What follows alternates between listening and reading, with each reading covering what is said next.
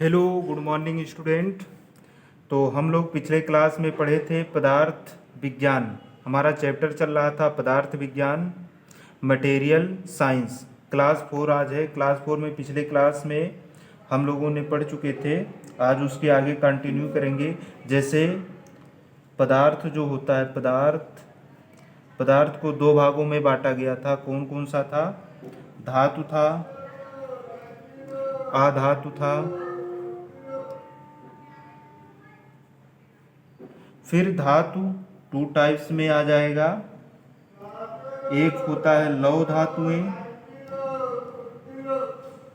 धातुएं, सेकंड हो जाएगा अलौह धातुएं।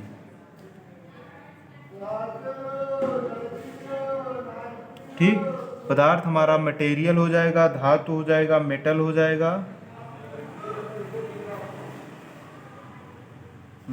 जाएगा,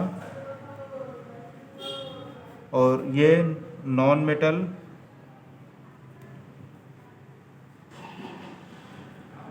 ये हो जाएगा फेरस मेटल,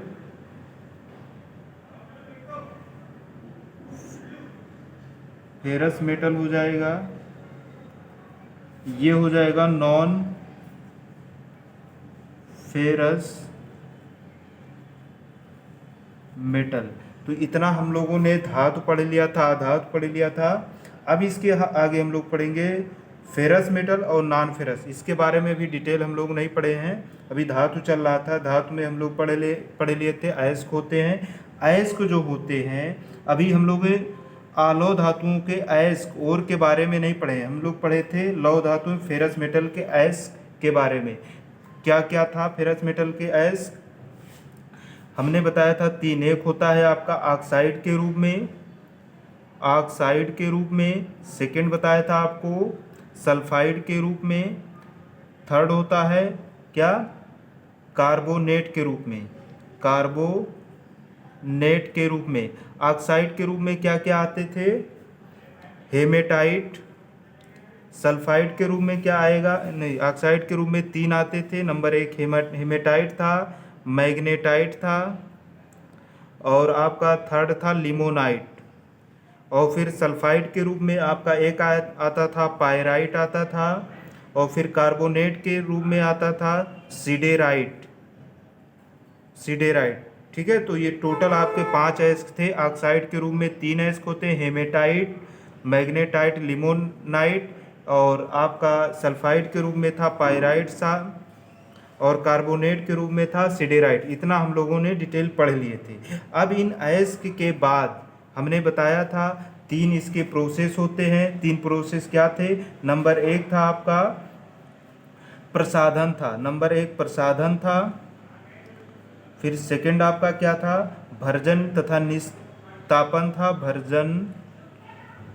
निस्तापन था। थर्ड आपका था प्रगलन था। ठीक है। इन तीनों के बारे में डिटेल हम लोग पढ़ लिए थे। प्रगलन में हमने कहा था धातु को अलग अलग फर्नेस में मेल्टिंग करते हैं। हमारे पास क्या आया था? हमने बताया था लौह अयस्क, चूना पत्थर और कोक जो प्रगलन करते हैं, इसमें मिक्स क्या होता है? लौह अयस्क होता है और चूना पत्थर होता है, और थर्ड हमारा क्या होता है? कोक। पिछले क्लास में हम लोग यहाँ तक पढ़ लिए थे। लौह अयस्क, चूना पत्थर, कोक, ये तीनों को मिक्स करके हम लोग फर्नेस में चार्ज करते हैं। ठीक है। तो आज हम लोग फर्नेस के बारे में पढ़ेंगे। विभिन्न टाइप के फर्नेस है, कैसे अलग टाइप कौन कौन से धातुएं प्राप्त होती हैं। तो लौह अयस्क को पिघलाने का प्रथम चरण में प्रथम आपका भट्ठी होगा। फर्स्ट लिखेंगे आपका होता है धमन भट्ठी।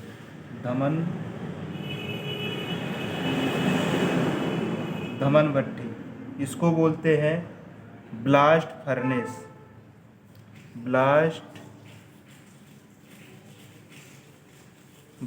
फर्नेस। ठीक है। पहला होता है धमन भट्ठी, ब्लास्ट फर्नेस। इसमें क्या हम डालते हैं? हमारा इसमें जो चार्ज करते हैं। अब ये धमन भट्ठी होता कैसे है? कुछ इस प्रकार होता है।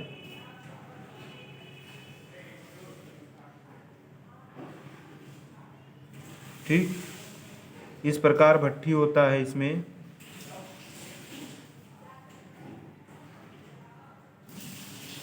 ठीक, इसके अंदर चार्ज किया जाता है। तो हम लोग इसमें चार्ज क्या करेंगे, लौह अयस्क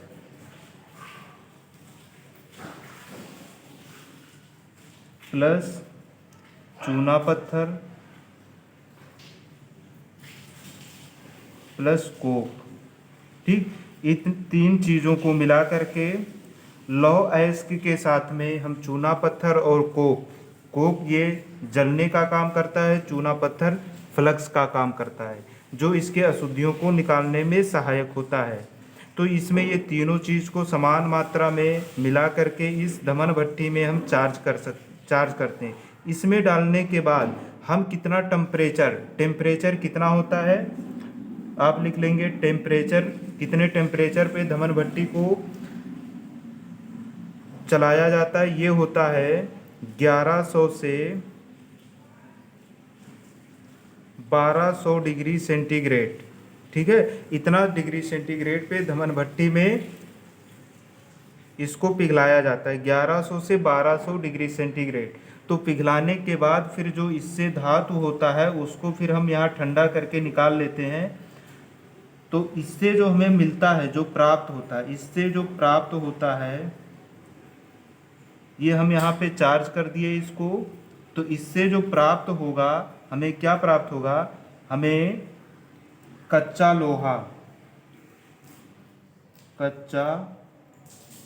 लोहा, इसको बोलते हैं पिग आयरन, ठीक है। तो आपसे प्रश्न ये पूछा जाए कि धमन भट्टी या ब्लास्ट फर्नेस से हमें कौन सा लोहा प्राप्त होता है, तो हमें कच्चा लोहा और पिग आयरन प्राप्त होता है। हमने क्या डाला, लौह अयस्क, चूना पत्थर और कोक को फर्स्ट सबसे पहले धमन भट्टी में डाला, तो इससे हमें क्या मिला, कच्चा लोहा। कितने डिग्री सेंटीग्रेड पे, 1100 से 1200 डिग्री सेंटीग्रेड। तो आपको ये याद रखना, ये प्रश्न आपके एग्जाम में पूछे जाते हैं। तो आपका टेम्परेचर हो गया 1100 डिग्री, 1100 से 1200 डिग्री सेंटीग्रेड। लौह अयस्क, चूना पत्थर को इसमें डाला, तो इससे जो प्राप्त होता है, हमें कच्चा लोहा प्राप्त हुआ। अब ये कच्चा लोहा जो प्राप्त हुआ, अब इसको हम कहाँ यूज करेंगे, अयस्क से फर्स्ट प्रोसेस से हमें कच्चा लोहा प्राप्त हुआ। अब ये इसमें अशुद्धियाँ ज़्यादा होती हैं, इसमें कार्बन भी होता है, 5 से 6% कार्बन होता है। कार्बन जो होता है 5 से 6% कार्बन होता है, इसमें 5 से 6% कार्बन होता है। और भी कई सारी अशुद्धियाँ, सल्फर वगैरह होता है, लेकिन कार्बन ज़्यादा मात्रा में होता है। इस कारण ये बहुत ज़्यादा भंगुर होता है। इसका उपयोग हम कहाँ करते हैं, अब इसका उपयोग बहुत कम मात्रा में किया जाता है। जैसे इसको एक देहाती भाषा में बोला जाता है, इस आयरन को लौह मटिया बोला जाता है। क्या बोला जाता है, लौह मटिया भी बोला जाता है, ठीक। मतलब ये लौह मटिया मट्टी के समान है, ये लोहा मट्टी के समान है, इसको लौह मटिया भी बोला जाता है। अब इसका यूज कहाँ करते हैं, बहुत कम मात्रा में, क्योंकि ये बहुत आधा मिट्टी के समान होता है, बहुत कमज़ोर होता है, इसलिए इसका यूज करना बहुत कम किया जाता है। तो इसका यूज बहुत कम, जैसे आप सीवर लाइन में देखे होंगे, काफ़ी बड़े डायामीटर के जो आपके सीवर लाइन के जो पाइप बनाए जाते हैं, कम मात्रा में ये भी वहाँ यूज कर लिया जाता है। और जो गांव में आपने देखा हो, जो मिट्टी के जो हैंड पाइप आते थे कि हल्का सा चोट लगने से टूट जाता था, मतलब देखने से ही आपको पता चल जाता था कि आधा इसमें मिट्टी मिला हुआ है। तो ये कुछ वो जो धातु थे उसको ही लौह मटिया, उसी को पिग आयरन बोला जाता है। अब ये कास्ट में भी फर्स्ट प्रोसेस से आया है, तो कास्ट में भी काफ़ी सस्ता होता है। तो बस इसमें यही सब होता है, इसका बहुत सीमित मात्रा में यूज होता है, बस इतना जानिए। इसका जैसे सीवर लाइन में होता है, बड़े बड़े सीवर लाइन में बड़े बड़े डायामीटर के जो पाइप बनाए जाते हैं, इसी के बनाए जाते हैं। अब हमें क्या था, ये जो कच्चा लोहा था, इसको उपयोग करने में बहुत कम सीमित मात्रा में, ये ज़्यादातर उपयोग नहीं आ सकता था, इसके हम कोई औजार नहीं बना सकते थे, और ज़्यादा कहीं स्ट्रेंथ के चीज़ों में इसको उपयोग नहीं। तो धीरे धीरे विकास होता गया, लोगों ने विकास किया, तो विकास करके 1100 से 1200 डिग्री सेंटीग्रेड से, और लोगों ने सोचा कि इससे और हाई टेम्परेचर पे हम इसको हीट करें तो क्या प्राप्त होगा। तो रिसर्च इसके आगे और बढ़ा, तो इसी कच्चे लोहे को और ज़्यादा टेम्परेचर पे हीट किया, तो उसके लिए हमें दूसरे भट्टी की आवश्यकता हुई। तो दूसरा भट्टी हमारा होगा, आप इतना नोट कर लेंगे, सेकेंड है, तब फिर हमने क्या किया, हमारा जो ब्लास्ट फर्नेस से प्राप्त था पिग आयरन को हमने किपोला भट्टी में चार्ज किया। फिर उसको किपोला भट्टी में फिर हम वो जो पिग आयरन था वो हो जाएगा, उसके साथ में हम चूना पत्थर मिलाएंगे और कोक मिलाएंगे। तो लगभग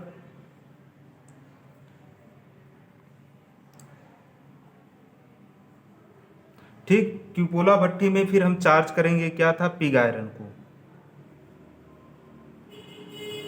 ठीक है, इसके साथ में आपका चूना पत्थर भी मिलेगा प्लस कोक भी मिलेगा। ठीक, इसको मिला करके हम इसमें चार्ज किया। अब इसका टेम्परेचर हम क्या देंगे, टेम्परेचर इसका हो जाएगा 1200 से 1300 डिग्री सेंटीग्रेड तक। ठीक है, 100 डिग्री सेंटीग्रेड, 100 150 और हम बढ़ा देते हैं तो 1300 डिग्री सेंटीग्रेड तक, 1350 आप कर लें जब, 1350। ठीक है, 1350 डिग्री सेंटीग्रेड तक हम गर्म करते हैं किपोला फर्नेस में। किपोला फर्नेस में जब गर्म किया तो इसमें ज़्यादा हीट होने की वजह से और जो इसकी अशुद्धियाँ थी वो निकल गई। तो इससे हमें क्या प्राप्त हुआ, इससे हमें प्राप्त हुआ कास्ट आयरन। कास्ट आयरन मतलब ढलवा लोहा। अब ये जो ढलवा लोहा था, अब ये कुछ इसमें स्ट्रेंथ आ गया। अब इसमें जो कार्बन की मात्रा होता है, कार्बन, आप इसको नोट कर लें, आपके एग्जाम में पूछा जाता है कि ढलवा लोहे में कार्बन की मात्रा कितना होता है, तो कार्बन की इसमें 2 से 4% होता है। अब देखिए उसमें 5 से 6% था, अब इसमें कार्बन की मात्रा कम हो गया 2 से 4%। ठीक है, अब जब कार्बन की मात्रा 2 से 4% हो गया तो क्या हुआ, ये कुछ स्ट्रेंथ आ गई। जब कार्बन ज़्यादा था तो भंगुर ज़्यादा था, अब इसमें कुछ स्ट्रेंथ आ गया, फिर भी ये और लोहे की अपेक्षा भंगुर होता है। तो अब इसमें भंगुरता कुछ पिग आयरन की अपेक्षा कम हो गया इसमें। अब इसके क्या बनाए जाते हैं, अब इसके गुण जो आगे, अब इसमें जो कास्ट आयरन के जो गुण आएंगे, प्रॉपर्टी आएंगे, गुण आएंगे। अब ये जो किया, इसको कास्टिंग हम कर सकते हैं। कास्टिंग, कास्टिंग के लिए ये काफ़ी सूटेबल है। इसको हम गर्म करके किसी भी आकार में ढालना चाहें तो ढाल सकते हैं, कास्टिंग कर सकते हैं। इसके जो है,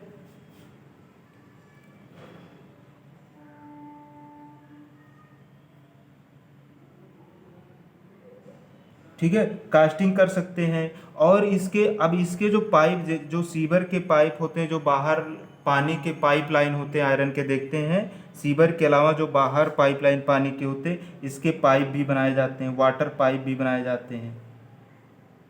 ठीक है, इसके वाटर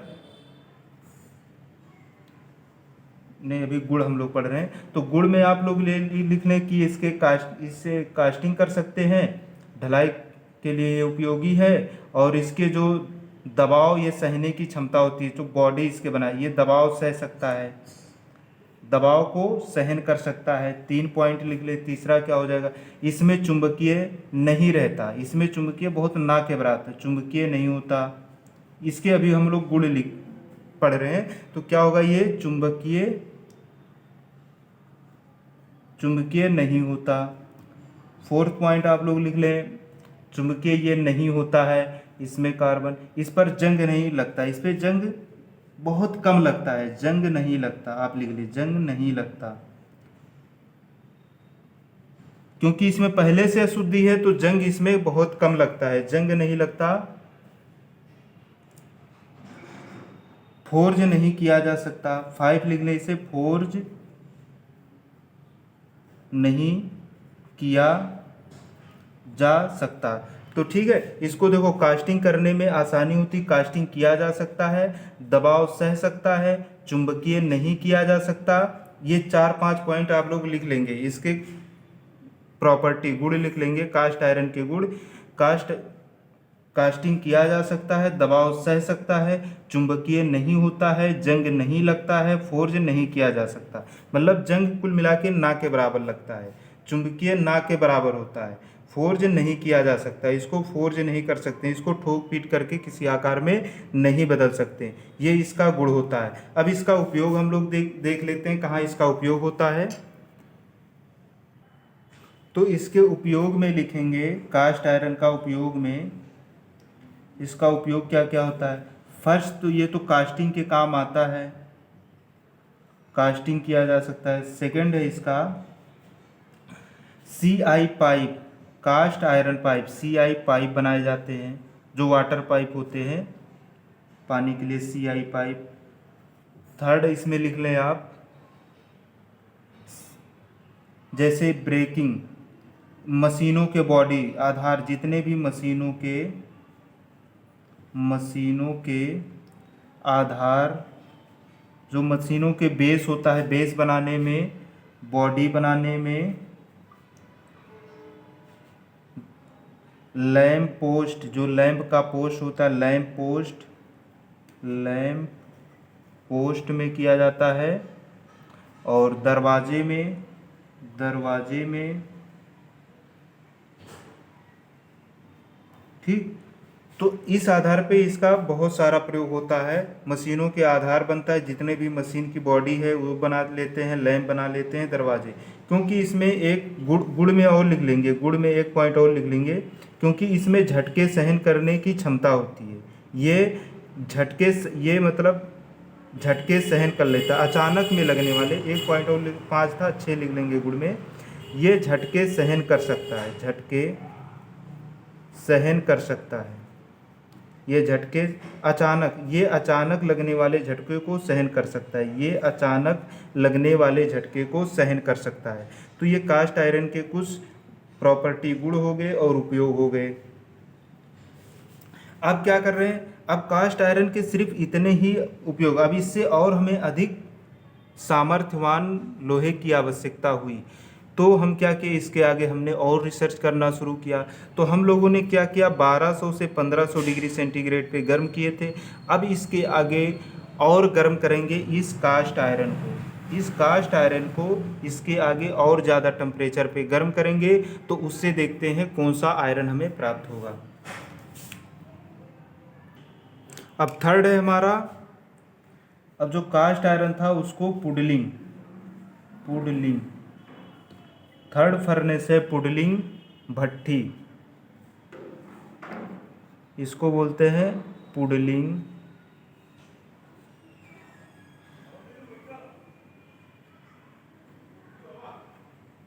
फर्नेस, पुडलिंग फर्नेस आप लिखेंगे। अब ये पुडलिंग फर्नेस में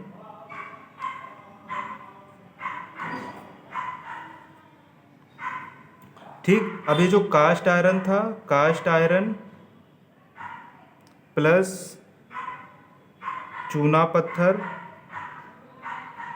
प्लस कोक, इन तीनों को मिला करके हम इसमें चार्ज करेंगे। टेम्परेचर अब इसमें क्या देंगे, टेम्परेचर देंगे 1400 से 1500 डिग्री सेंटीग्रेड तक, ठीक है, इतना टेम्परेचर देंगे। अब इससे हमें कौन सा आयरन प्राप्त होगा, इससे हमें रॉट आयरन प्राप्त होगा, रॉट आयरन, इसको बोलते हैं हिंदी में पिटवा लोहा, ठीक, हमें रॉट आयरन प्राप्त हुआ। अब रॉट आयरन, अब इसमें कार्बन की मात्रा देखते हैं कितना होता है कार्बन। अब इसमें जो होगा कार्बन, जब 1400 से 1500 डिग्री सेंटीग्रेड पे गर्म करेंगे तो इसके ज़्यादातर अशुद्धियाँ ये साफ हो जाता है। तो इसमें कार्बन होता है 0.015% तक ही कार्बन होता है, मतलब 0.005 से 0.15% तक ही इसमें कार्बन होता है। 0. इसको आप नोट कर लेंगे, पूछ लेता है कभी एग्जाम में, रॉट आयरन में कार्बन की मात्रा कितना होता है, 0.005 से 0.015% तक कार्बन होता है इसमें। ये सबसे शुद्ध लोहा होता है, मतलब 99% ये शुद्ध होता है, 99% प्योर होता है, ठीक है। आप इसको नोट कर लेंगे, सबसे शुद्ध लोहा कौन सा होता है, तो वो आप लिखेंगे रॉट आयरन। एग्जाम में कभी पूछ लिया जाए सबसे शुद्ध लोहा क्या होता है, तो रॉट आयरन होगा, हिंदी में इसको पिटवा लोहा बोलते हैं, 99% शुद्ध होता है। क्योंकि कोई भी चीज़ जब आप सफाई करते हैं तो लगभग मान के चलिए 100% नहीं होता है। जैसे आप धान से अगर चावल बनाते हैं तो क्या चावल 100% आप कह सकते हैं शुद्ध है, नहीं, उसमें 99.99% हो सकता है, क्योंकि एक दो उसके जो छिलके होते हैं रह सकते हैं।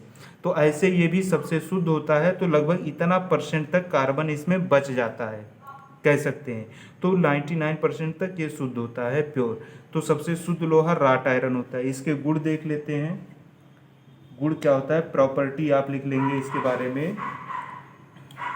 तो ये तो पहला हो जाएगा 99% शुद्ध होता है, सबसे शुद्ध लोहा होता है। सेकेंड लिख लेंगे इसमें, ये तन्यता होता है, तन्यता। तन्यता का गुण सबसे अधिक, इसमें तन्यता का मतलब डक्टिलिटी। हमने आपको यांत्रिक गुण में पढ़ाया था, तन्यता क्या होता है, धातु का वह गुण जिससे उसको तार के रूप में खींचा जा सके। तो इसमें डक्टिलिटी बहुत ज़्यादा होता है, डक्टिलिटी का गुण सबसे ज़्यादा होता है। थर्ड आप लिख लेंगे इसमें, वेल्डिंग आसानी से की जा सकती है, इसको वेल्डिंग आसानी से, इसको वेल्डिंग आसानी से की जा सकती है, ये लिख लेंगे, वेल्डिंग आसानी से की जा सकती है। जबकि कास्ट आयरन को वेल्डिंग नहीं कर सकते थे उसको, इसको वेल्डिंग आसानी से की जा सकती है। 4 पॉइंट इसमें लिखेंगे, आघात सहने की क्षमता अधिक होती है। आघात, आघात मतलब शॉक्स, शॉक्स सहने की क्षमता अधिक होती है। मतलब इस पे आघात मतलब इस पे चोट अगर लग जाए तो ये उसको सह सकता है, टूटेगा नहीं जल्दी। तो आघात सहने की क्षमता अधिक होती है। 5 पॉइंट लिखेंगे इसमें, इसको गर्म करके किसी भी आकार में मोड़ा जा सकता है, गर्म करके किसी भी आकार में मोड़ा जा सकता है। जबकि रॉट आयरन को सिर्फ कास्टिंग कर सकते हैं, किसी आकार में ढाल सकते हैं, लेकिन उसको मोड़ नहीं सकते थे। लेकिन इसको गर्म करके किसी भी आकार में मोड़ा जा सकता है, ये लिख लेंगे। गलनांक इसका होता है वही 1500 डिग्री सेंटीग्रेड तक गर्म किया जाता है, तो जाहिर सी बात इसको 1500 डिग्री सेंटीग्रेड तक इसका गलनांक होगा। इसको रोल्ड किया जा सकता है। 6 पॉइंट, इसको रोल्ड किया जा सकता है, मतलब इसको मोड़ा जा सकता है।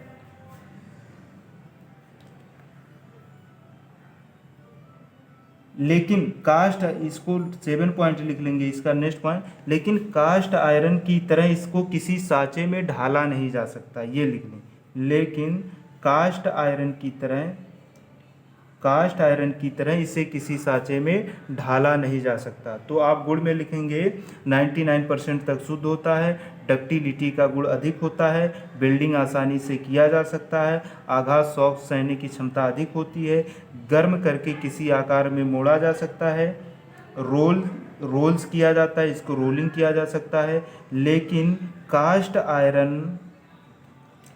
कास्ट आयरन की तरह इसको किसी आकार में ढाला नहीं जा सकता। ये इसके गुण हो गए। अब इसका उपयोग होगा, अब इसके उपयोग में हम लिखेंगे उपयोग, इसका यूज़ कहाँ कहाँ करेंगे। इसका यूज़ सीड्स बनाने में, जितने भी सीड्स होते हैं, चेन बनाने में, चेन पाइप भी इसके बनाए जाते हैं। लोहे की राड, इसके रॉड बनाए जाते हैं, रॉड बनाने में इसका उपयोग किया जाता है, रॉड में इसका उपयोग करे जाते हैं। चादरें भी इसके बनाए जाते हैं, चादरें, और इसके स्क्रू भी बनाए जाते हैं। ठीक, मतलब आदि कामों में प्रयोग लाते हैं, आदि कामों में प्रयोग लाते हैं। तो ये हमारा हो गया 3 फर्नेस था। पहला फर्नेस क्या था आपका, पहला हमारा फर्नेस क्या था, ब्लास्ट फर्नेस था, फिर क्यूपोला फर्नेस था, फिर फुडलिंग फर्नेस था। ये 3 फर्नेस होते हैं किसी आयरन के अशुद्धियों को दूर करके और शुद्ध लोहा बनाने में, मतलब रॉट आयरन बनाने में। अब ये 3 टाइप के आयरन होते हैं जो हमने बता दिया कहाँ कहाँ उपयोग होते हैं। अब इसके आगे रिसर्च और हुआ, हमें और अपने ज़रूरत के हिसाब से लोहे में सामर्थ्य और उसमें अलग अलग गुण हमें पैदा करने थे, ज़रूरत के हिसाब से हमें लोहा चाहिए थे। तो इसके आगे फिर हम लोग स्टील के बारे में पढ़ेंगे कि स्टील कैसे बनता है, स्टील क्या प्रॉपर्टी होती है, किस प्रोसेस से स्टील बनाया जाता है। नेक्स्ट क्लास में हम लोग स्टील के बारे में पढ़ेंगे। तो आज का क्लास यहीं तक। Thanks class. आप लोग डेली क्लास को रेगुलर लेते रहें, तभी आपको सब चीज़ें समझ में आएगा। Thanks class.